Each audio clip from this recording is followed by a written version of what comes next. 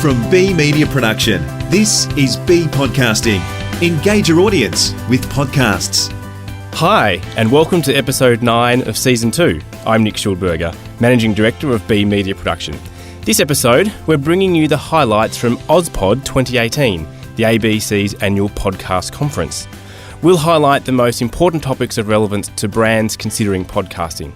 But before that, and as always, I'm joined by our Head of Podcast Partnerships here at B Media Production, Chris Ashmore. G'day, Nick. And I'm very excited to introduce a special guest who joins me in the studio, Sharon Taylor, CEO of Omny Studio. Hello, thanks for having me. Now, Omny is the podcast hosting platform that we use for B Podcasting. But tell me, Sharon, what's going on with Omny? Any new developments? We actually just launched a transcription overnight. And so that's the latest feature in Omny Studio. So transcription for all the radio recordings, all of the clips and kind of customer-facing stuff coming soon.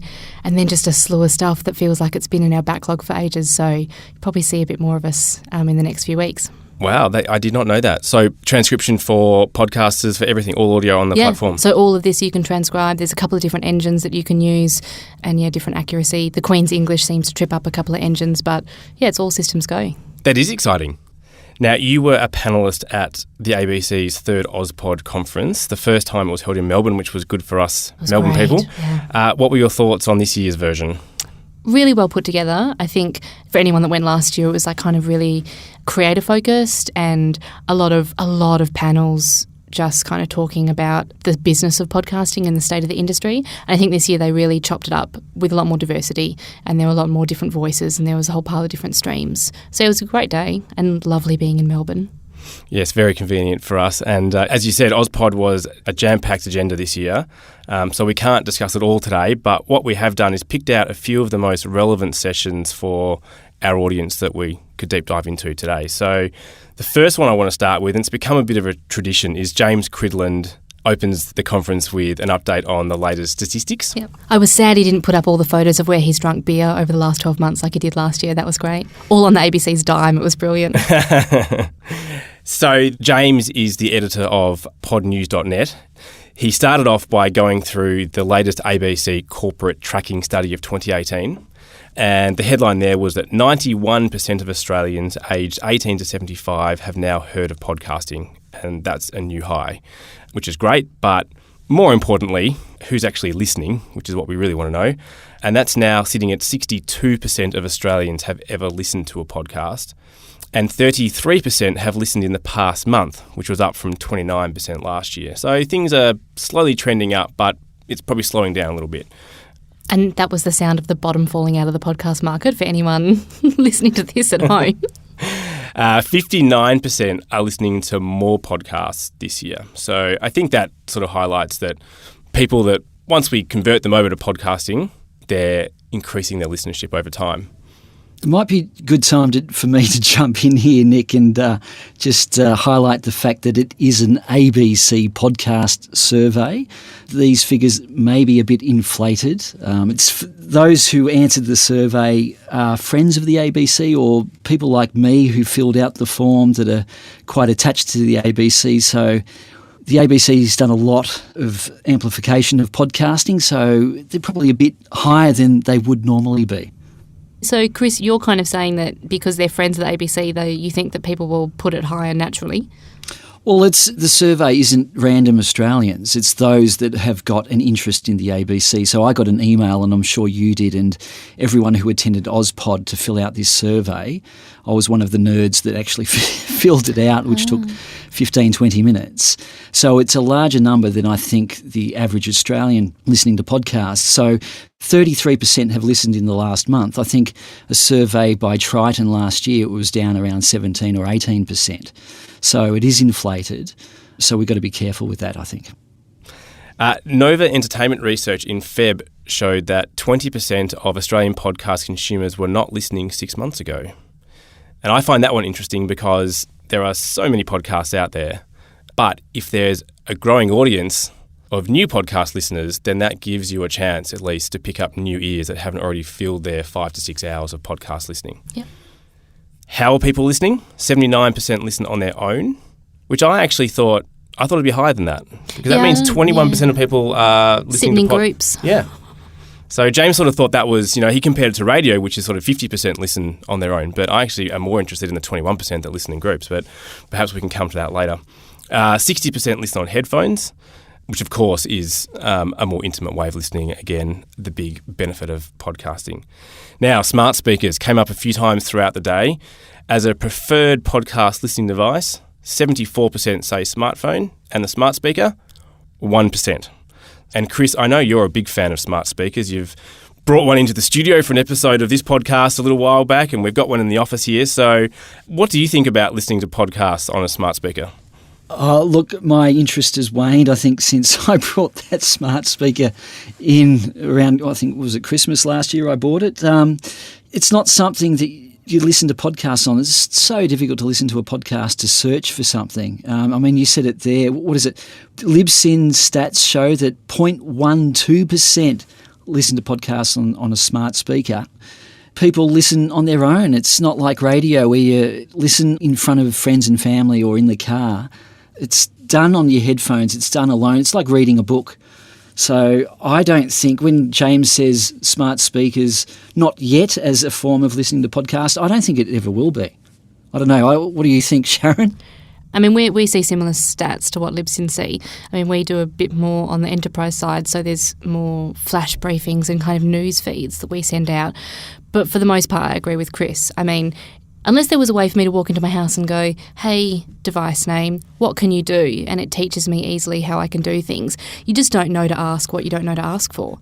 And if we're already combating the fact that not a huge percentage of the population is regularly listening to podcasting, how do you then assume just because they've got this device in their house that at the best of times mine can't even tell me what the weather's going to be? It's just not seamless, it's not frictionless. And so to expect podcast listening to grow on that as it stands, I think is going to be an uphill battle. But there's a lot of good content out there that can be turned into smart speaker content. I just read this morning that Google Home is doing something with, I think they said it was Disney, but essentially they're doing read-along books and they're going to play sound effects and music at the certain breaks. You could do that in podcast form. We have clients that have, TV shows or cartoon networks, and I can envision building them amazing online smart speaker interactions for their fans, choose your own adventure or interactive experiences with the character voices, etc. So I think you just have to think a little bit outside the box, but also be prepared to build something and then not see huge uptake for ages until these things become more than just weather, news, traffic, calendar. That's really kind of what they are at the moment. And jokes, I think, is the next biggest one as well. Jokes on the smart speaker? Yeah. And I don't know if that's because of the prevalence of kids that use them as well. They're kind of the new robotic babysitter, which is terrifying to think that kids are actually growing up with robots in the house for the first time ever. Anyone listening, I for one welcome our new robot overlords. This will be digitised so they'll know that I'm on their side when the uprising eventually comes. It's going to be great. Really it's the kids, and when you get home and you're listening to music and you're doing the things that you already know how to do. But there will be that new wave of brands that come into smart speakers, and they have the money and the audience and the means to really kind of shift listening. And if that happens to be branded content, that's amazing, because then obviously they have a push behind it. If it happens to be some sort of other branded audio or anything like that on smart speakers, I think that's where the growth is going to come from, not just from people going, hey, smart speaker name, play me X, Y, and Z podcast. Yeah, it sounds like you're talking about lots of other audio, and perhaps we need to come up with a more general term. But back to the stats for now. Which podcast apps are people using? No surprise, 64.3% are using Apple Podcasts /iTunes. But the next biggest was a little bit of a surprise for me, 7.2%, and it was for Spotify. Is this significant, Chris, do you think, for brands launching podcasts? And Spotify don't take the Apple feed like a lot of the other podcast apps do. So can anybody get their podcast onto Spotify? I suppose anyone can if you manually do it. I think that's an incredible number. 7% seeing from a starting jump. What was it, 12 months ago when they first allowed podcasts onto Spotify? Was it 0.5% to 2% at most. It's been the most incredible growth of any end user platform. Hasn't it? And it just sort of shows how much Spotify is penetrating the market with audio, music, and everything else. So, yeah, it's going to increase, I reckon. So if you're a brand, if you're anybody and you want to get as big exposure as possible, you should be on Spotify, definitely. But what gets me is how little people listen on Google Podcasts. 0.64%. They launched it with a bang a couple of months ago. You'd think it'd be a lot more than that. And it makes me wonder if most people own an Android phone and Google Podcasts only represent 0.64%. What are people listening to podcasts on an Android phone? It must be Pocket Casts, Overcast, all those other things, I suppose. Yeah, I mean, I mentioned this on stage at OzPod. I mean, the overlap of Android users and Android users whose first language is English is something that should be drilled into. And just because you have the ability to listen to spoken word content on your device, if that spoken word content isn't in your native language, you're probably not going to actively hunt it out. You know, I think that Google's take on it is, what's a nice way of saying confused? You know, like they've still got Google Play that's available in the US. You know, they're trying to get people to use this, you know, native app. But yeah, just, you know, it's Kevin Costner, right? Build it and they will come. But that's not always the case. Well, the other stat of relevance here is that 84% of podcasts are consumed on Apple devices versus 16% on Android. So I guess, Chris, there just aren't that many people using Android devices that are listening to podcasts, and I don't know why that is, because the global figure is 79% of the mobile market is Android. So I guess that's coming again to the different languages and the different cultures, and podcasting is really big in the US, the UK, Canada, Australia, but we're tiny really in comparison. I mean, it's why you've seen historically like Pocket Casts and Stitcher, which is a US-based app, you know, used to have like 2-3% of downloads from hosts like us, and then Castbox came into the mix. And so to drill down and to know what overlap percentage is that on a phone that is Apple versus Google is not something that I've got at hand, but I would suggest that it's predominantly Google-based, she says, with no evidence. The next segment I want to move on to was a panel discussion about where to next. And Sharon, you were part of this panel to discuss what's coming in the world of podcasting and other audio technology. So remind us, who were you joined by on that panel? We had Craig McCosker from the ABC and then head of Google Podcasts, Zach Renau-Whedon. And the reason I asked you to remind us was because I didn't want to have to say his name. So thank you for that. You're welcome. And I didn't make it sound overly confident either. I'm just going to call him Zach. It's fantastic that Google has launched Google Podcasts, albeit a pretty basic app so far. But Google has a lot more in store around AI and voice-first technology. What exciting developments are coming next, Sharon? Ooh, I was just talking about this with someone the other day. So, I mean, voice search is obviously where Google wants to get into this. And for me personally, I think that podcasting is an easier in as opposed to teaching people it. ComScore, I think it is, says that over 50% of searches by 2020 are going to be voice. So, I mean, the reality is that we're all going to be interacting with these tiny robot speakers. Well, the stat on the day was by 2022, 80% of people will be interacting with technology using audio. The growth is just going to be crazy. And Google will, in large part, own that search kind of ecosystem. I mean, AI has a lot of applications in podcasting especially. So at the moment, discovery of content is really, really hard. And so like I was saying, I need to go out and find an interview or a segment or an episode or a series about topic X, and AI will fix that for me, do you know? And then transcription obviously comes into that as well, machine-based learning to read out all the keywords. I mean, it's not going to be overly cheap, but the doors that will be unlocked are pretty exciting. I think you've touched on another thing that Zach was talking about, which was shortwave. Oh, yeah. Do you understand more about that, or can explain to our listeners what shortwave is and why it might be important to them as far as the discovery of podcasts? Yeah, I don't know a lot about it, unfortunately. I know that it's coming out of one of the Google Accelerator programs, and so it's seemingly slightly different to the Google Podcast team. Like, I think even when Zach was on stage and he was talking about the origin story of Google Podcasts, it seems like two different teams got together. So everything at Google is really siloed. So just because one team's working on something and another team in another country is working on it, I don't know that necessarily means that they've got a fully integrated audio strategy just yet. It just means that this team over here is interested. But I mean, they're kind of doing that. Like, they're kind of starting to build AI to ingest all of the world's content, essentially. And I don't know what that's going to take. It's going to be some sort of consumer app. I mean, part of the reason that Spotify is able to get such astronomical growth is because they have 1.73 billion users or something. Like, the dream of marrying spoken word and music is easier to do when you actually have like a captive audience, and Google will be the same. If they can deliver it properly and execute it, then watch out. There were a few nervous faces in the room when he talked about breaking up people's content into different pieces, but I guess that's something that Omny would have to be looking at as well. Yeah, I mean, we were born out of radio, and so we have always had this idea that you should be able to easily slice up your audio, your episodes, and make certain segments and ship those out to social media. The reality is that people aren't going to listen to this entire however many minute long episode on Twitter, etc. And so to kind of like be generating interest and audience in those areas is really important with bite size, as much as I'm loath to say that term, kind of audio. Google, I don't think, would actively split up people's episodes without their permission, and he seemed to really try and, you know, put those concerns to rest. Yeah. But I mean, at the same time, and I say this with love, Google, if you're listening, they're a huge business, and it's not hard to see what their business model is. Their business model is making money and selling ads, and if they can do that with audio as well, then they will.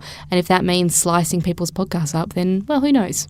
And bringing it back to the brands listening, obviously content is going to have to change and evolve.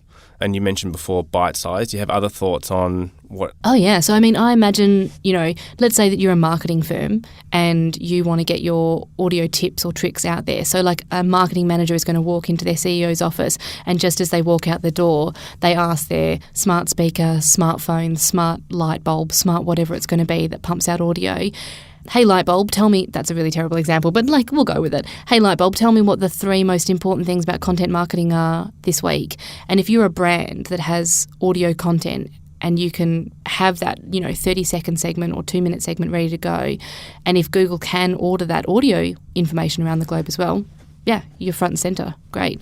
And I guess it's going to come back to quality as well. Produce it well, because you want to be, it's going to be like the search results of blogs. You want to be in the first 1, 2 or 3 spots. Correct. Otherwise you're not going to get, in this case, heard. And you've got to be patient. You know, I think it's not going to come tomorrow, but it inevitably will come, especially with all the big giants entering the space and the tech behind them.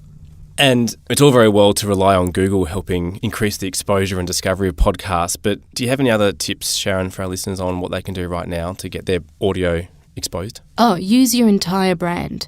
So many times, and I keep joking about it, but the old Kevin Costner film, Field of Dreams, with Build It and They Will Come. This is what people do when they release a podcast, and especially brands. They go, great, well, we now just have a branded podcast. I'm like, yeah, but you also have a newsletter and a mailing list and in-store and all the different things available to you, and none of the marketing channels seem to be very integrated, you know, and that's a really sweeping statement, and I don't mean to offend anyone, but let's just say en masse, that's kind of like what I see. I would look at Trading Joe's in the US. You know, they actually put in-store stands that like directed people to listen to the podcast. It was a great execution. You know, it's just one example of things that you can do if you are a brand to actually put marketing dollars into the promotion of it and not just the making of it, because there are 550,000 or 600,000 different podcasts out there in the world, and you need to stand out. And if you have a marketing budget and a clout of a brand, it's a no-brainer to me. You mentioned on stage that there's a debate at the moment as to whether we should be even calling this space podcasting, because there's so much else going on. And that's something that really interests me, because our business is an audio production company and podcasting is only a small part of what we do. So I'm intrigued as to what you meant by that comment. So I think with all things podcasting, there's always a debate raging in our industry about something. Like, it's not podcasting if you're not, you know, niggling over the finer details. So for me, there's a lot of conversation happening about whether or not the term podcasting is actually a mental block to people getting in the space, whether there's connotations about it, whether or not we should just call it audio stories or, you know, some other thing, like to help people distinguish between the great types of content that's out there. You know, there's a huge difference. You can say, hey, I listened to this great interview about X, instead of, hey, I listened to this great podcast about X. Or you could say, oh, I listened to this amazing story about Y, instead of saying, oh, I listened to this great podcast that talks about, it's just narrative changes and the way that, the nomenclature influences what people's perceptions might be.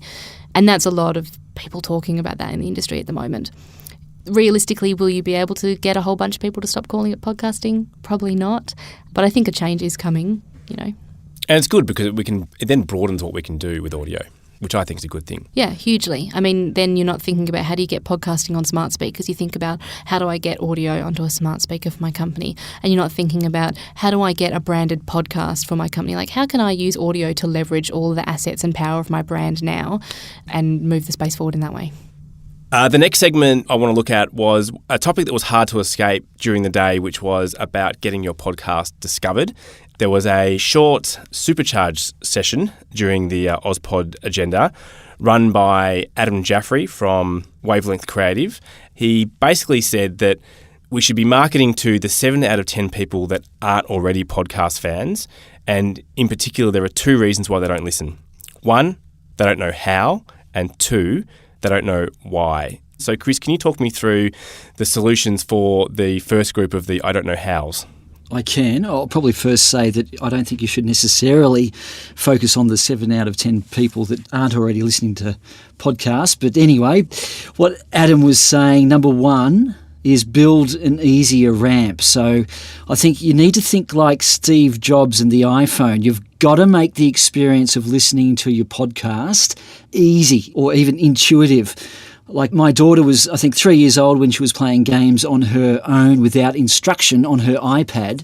You have got to make the experience as easy as you would for a 3-year-old. So that means putting a dirty, great big play button, or, embedded an Omny Studio player on your website and get people to listen straight away. And for those who want to then listen to it on their smartphone, put an Apple or a Google subscribe or listen button on the website. Okay, so, and the other thing Adam was saying is don't say the S word. In other words, don't get people to subscribe. People balk at the word subscription. They think they've got to pay something up front, or they've got to fill out a laborious piece of paper or put in details or something. Just put listen to my podcast and get them to listen straight away. So that's, in essence, what Adam was talking about. The second group, which are the I don't know whys, what were the solutions there, Chris?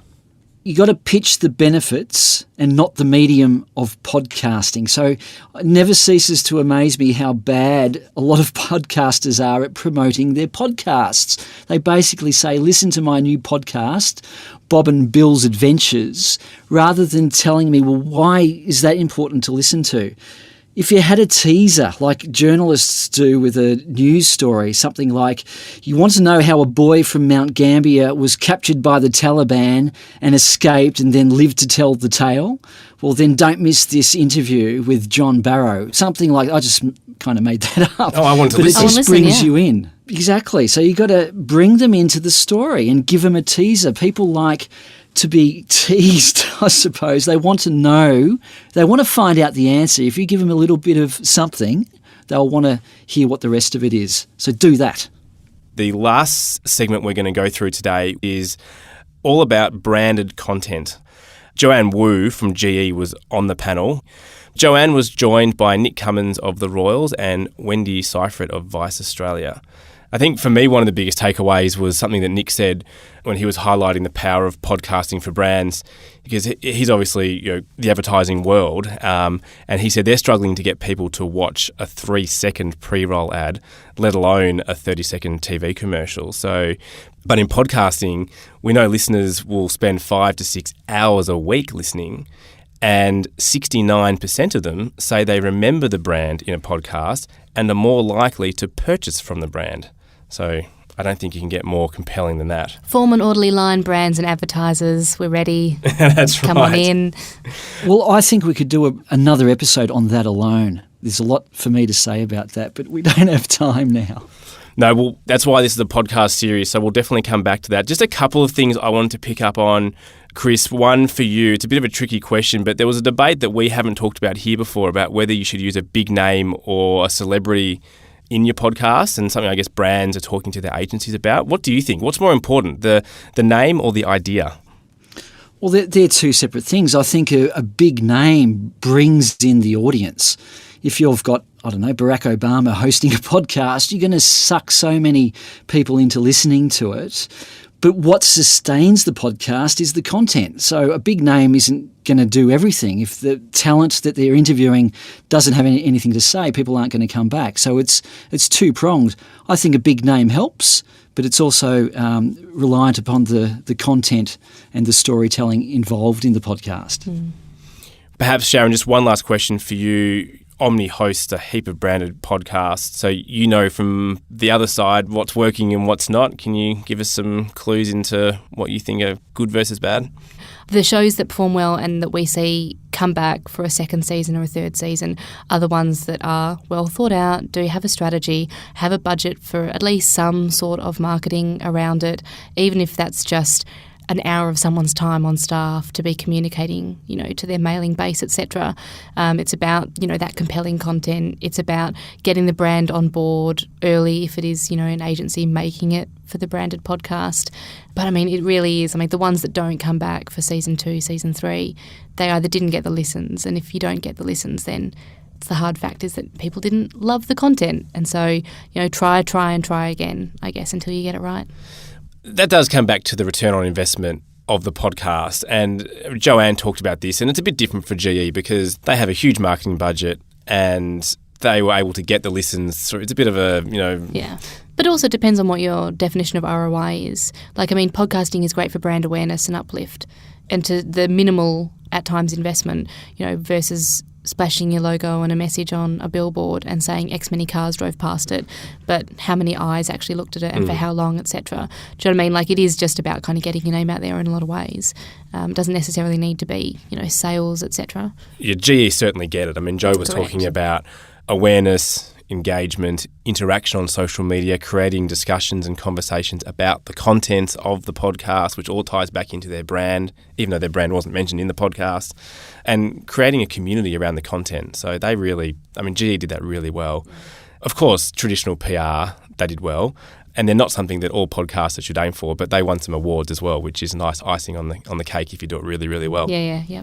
I think I'll just finish and quote, or loosely quote, Joanne Wu, because I think she summed it up really well at the end of the session where she said that there's now a slow content movement.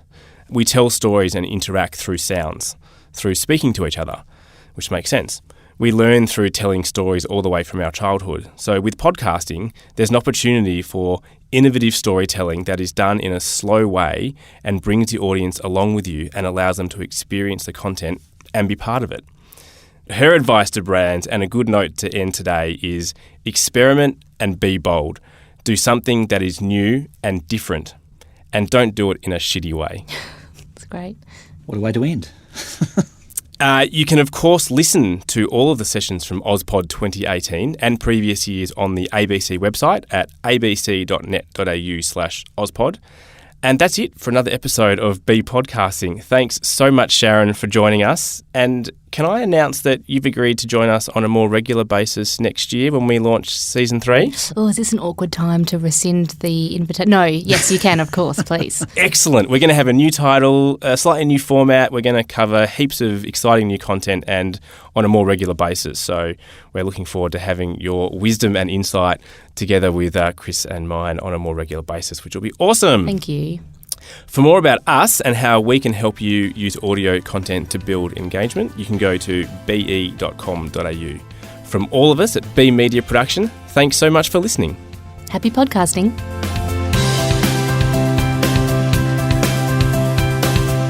Be Podcasting is produced by the team at B Media Production.